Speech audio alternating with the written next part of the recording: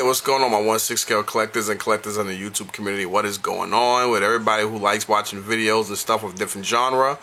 It's Mike Son 007. I'm bringing you guys older Hot Toys piece, kind of an underling, underdog, or underestimated piece. But the reason why I say that is because, you know, I'm not really much on musical type movies, except for movies like Singing in the Rain and Casablanca. Those are classics.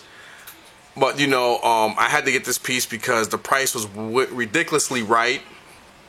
I am a huge fan of this particular actor, even though I didn't like the movie.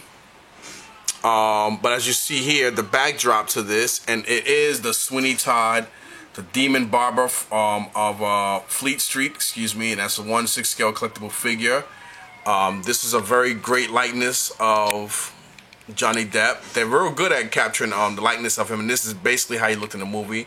That real, you know, he kind of reminded me of Christopher Walken, you know, because Christopher Walken always looked crazy in his movies. He got that real pale look, and that he kind of reminded me of Christopher Walken for some reason, especially in when he played I forgot the character he played in you know, Tim Burton's Batman, was it Batman Returns or something like that, with Michael Keaton, Danny DeVito, and Michelle Pfeiffer. I forgot the character he played, but you guys know what I mean. Especially with the fact that he had his hair just like that, a little bit more wilder, and he had that gray streak in it. But you know, Christopher Walken does have that crazy look, and I just like that in the movie. I got this for a real good deal. I actually got it on a trade. I traded in a whole bunch of miscellaneous loose figures that I had around, a couple of loose Transformers and stuff, and I came literally a couple of bucks out of my pocket on top of that trade, so I came off real good. Unfortunately, the backdrop, it was a human error on the packaging department at Hot Toys because it was still brand new, and as you see here, there's creases going all the way across the backdrop because it was actually put in the box as an L. Whoever packaged it in just put it in and put the figure with all the content over it, and over time this piece was bent the opposite way, so it was literally like an L in here, so that's where the crease came from. But whatever. Obviously, for anybody who seen plenty of videos before, these are the, you know, it really does give it that look like if the mechanics of the chairs does work. I love the fact that they gave the you know, this name, like this plaque, what do you call it? I guess you can call it like a nameplate stand. It's something similar to what Vito Corleone from The Godfather came with, along with the Magtech Tony Stark. He comes with 2-foot pedals. The chair does have like that leather type look to it, and he comes with you know, this leather strap for you know, sharpening up the straight razor. Speaking of straight razors, I like the fact that they actually gave 3 straight razors, and all 3 of them are operational, which means you can fold and open them. I thought that was a good touch because they could have did what they normally do. They could have done it the lazy way, which is basically have 2 of them closed like this and doesn't open, and have 1 open. So I thought that was a real nifty idea that all 3 of them are operational. He comes with his signature box where he puts his razors and stuff in, and it is functional. It has like a lot of nice carved wood gravings around the box, which is like real cool. I mean, the box isn't wood, don't get me wrong, it's plastic, but it's cool. And it does. And another thing I thought was real sweet and cool about this is that it's actually, you can open it and it is operational. I thought that was smart. That was cool. It comes with of course, the standard extra pair of hand pegs. He comes with 2 sets of, you know, quarter glove hands. There's 3 here, one on his right hand, and the other one is obviously holding his shaving cream whisk brush, along with the shaving mixing bowl itself. Thought that was cool. I think what really took us over the top was if they made this kind of like more material-ish. and softer. I thought that would have been a smart. I thought that would have been smart. Even gave it some kind of like scent to it, to the shaving cream, made some kind of like moist texture, would have been even better.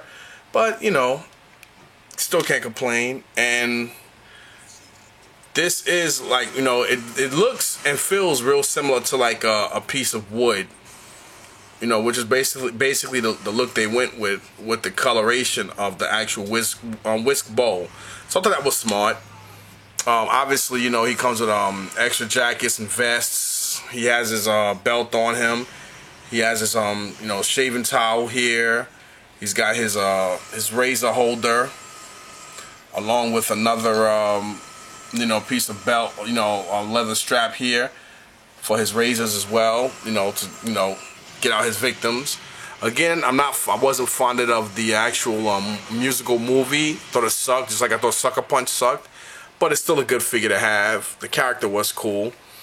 And he also comes with one set of naked hands, which is one's on his left hand now. And obviously you see the right hand. Now I know you guys are basically saying, okay, you know, he's always saying this, so what's the complaint about it? Technically, shockingly, I have no complaints about the figure. I think the figure was dead on to the actual movie, because unfortunately I did watch some of it, even though the movie was stupid, because it was a poor attempt of a musical drama / thriller and horror at the same time. It was just a bad, poor job how they try to put it together, but whatever. The only real bad thing I found about this was the fact that it's kind of a messy job. Like this gray vest here, when you take it off, it's kind of a messy job as far as the inside tailoring is. Too much threading and stuff. That's really about it. But what really sold me this figure, not only because I got such a great deal on it, which technically was one of the biggest reasons why I said the hell with it and I got the piece, was the simple fact that, you know, I've seen Wendy and Jason's video more than a dozen times in the past on this piece.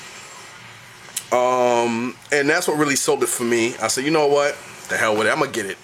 You know, the price is, you know, the price is right. You know, I only came like just around $40 out of my pocket, on top of trading like 5 loose Transformers, my big Jim Henson animal teddy bear, and that was it really. And you know, I think anybody in their right mind would have done the same thing. You know what I mean? And you know, that's about it. You know, this is basically my review on the figure. And again, another thing about it too is the floor. If you lift it up, you know, the actual piece, this piece that comes separate, you know, it does have like, you know, it doesn't like it's mechanically movable, but it's not. But it has pegs in it where once you snap it in, it actually sticks to the bottom of the chair. I thought that was a smart idea of theirs, so that way it's not nerve-wracking. You don't have to worry about moving the chair and repositioning the other piece under the chair. And it has a very, very great likeness to leather, and I love how they put the wear and the coloration in there. I think another thing they could have did was they could have added a little blood on the floor or around there somewhere, but needless to say, still a great piece. Surprisingly, shockingly, this is my first time I've seen it out in person, and you know, it just goes to show how a lot of the pieces that aren't popular and underrated pieces are some of the pieces I really have less problems with, like this, the friend figure. You know what I mean? It just goes to show just how funny things are. Well, hope you guys enjoy it. Peace, love, and hair grease. One.